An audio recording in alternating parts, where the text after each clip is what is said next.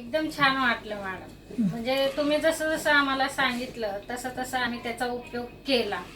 आणि त्यातून ही मदत तुम्ही आम्हाला सांगितली होती की तुम्हाला आम्ही 600 रुपये तुमच्याकडून आम्ही घेत आहोत, तर त्याचा तुम्हाला किती फायदा आहे पुढं.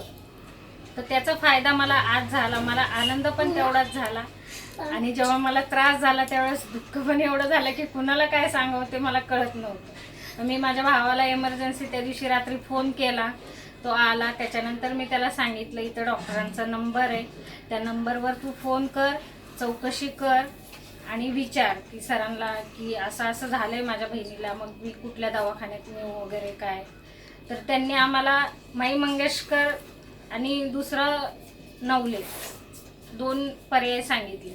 तर माई मंगेशकरला जाण्याची माझी ऐपत तर नाही आहे, कारण का माझ्या मागं कुणी गडी माणूस नाही आहे. मी एकटी आणि माझी आई, आम्ही दोघी पण घरकाम करून कमवतो, त्याच्यातच आमचं चालतं. सर आणि श्रुती मॅडम फोन करत राहिले मला की काय झालं काय नाही कसं ते.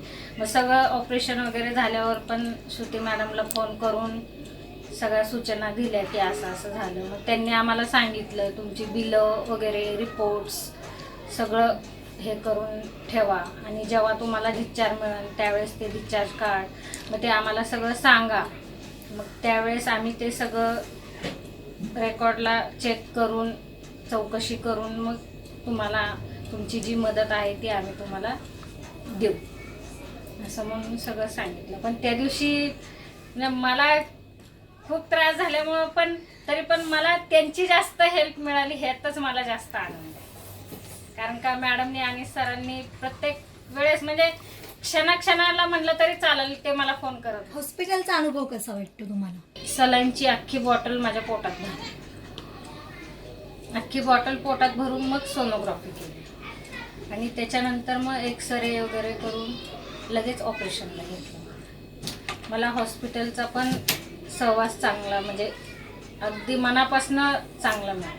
म्हणजे आपण सरकारी दवाखान्यात जायला जे घाबरतो किंवा आपल्याला गैरसमज असतात की सरकारी दवाखान्यात लक्ष देत नाही, तर ते चुकीचं आहे. हे तुम्ही स्वतः पण व्यवस्थित झाली ट्रीटमेंट, कारण डॉक्टरही चांगले असतात. हो, त्यांनी माझं व्यवस्थित ऑपरेशन केलं आणि व्यवस्थित ट्रीटमेंट पण दिली शेवटपर्यंत. आणि आता मला त्यांनी 2 तारखेला टाके काढायचे म्हणून बोलवलं होतं, पण त्यांनी काढले नाही का तर ते टाके वल्ले होते म्हणून ते म्हणले की नाही 11 तारखेला आपण तुझे टाके काढू. आता 11 तारखेला मला टाके काढायला बोलवलं. औषधं वगैरे चालू आहेत माझे.